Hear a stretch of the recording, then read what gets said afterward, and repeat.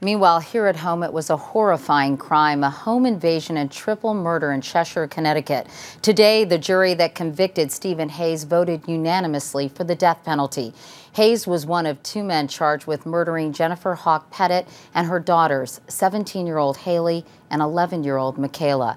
The attackers robbed and terrorized the family in July of 2007, then set the home on fire. The father, Dr. William Pettit, was also beaten and barely survived. Following the verdict, he spoke outside court. This is a verdict for justice, and I think the jury took its time, listened to the evidence, and made an appropriate and just decision. People really need to be responsible for their actions, especially when they're viciously violent and create wanton destruction. I didn't want to be here and listen to the things that were being said in the courtroom. There was 1,000 times I wanted to jump up and scream out. I would say a little prayer, not necessarily to make things right, but for the strength to just keep going forward. Michaela was an 11-year-old little girl, tortured and killed in her home bedroom, surrounded by stuffed animals. And Haley had a great future. It was a strong and courageous person. I don't think there's ever closure. I think whoever came up with that concept's an imbecile. Whoever they are, wrote it the first time. And I think many of you know it who've lost a parent or a child or a friend. There's never closure, there's a hole. The way I've imagined it straight through, it's a hole with jagged edges.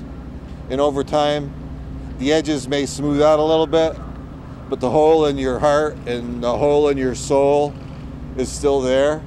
So there's never closure. I was glad for the girls that there was justice, because I think it's a just verdict. But mostly I was sad for the loss that we have all suffered. Jeff Glor has been covering the trial. He's in New Haven, Connecticut tonight. And Jeff, jurors deliberated for only 4 hours before coming back with a guilty verdict. So why did it take 4 days for them to decide on the death penalty? Do you know? Well, Katie, the short answer is it appears that for a time this jury was actually quite conflicted. On Saturday, in fact, it appeared that 10 of the 12 jurors were actually leaning toward a life sentence, but they worked through the weekend, apparently resolved their differences. But even as the verdict was read this morning, one of the jurors was crying inside court. Well, it's a big decision, obviously. And what happens next in this case, Jeff?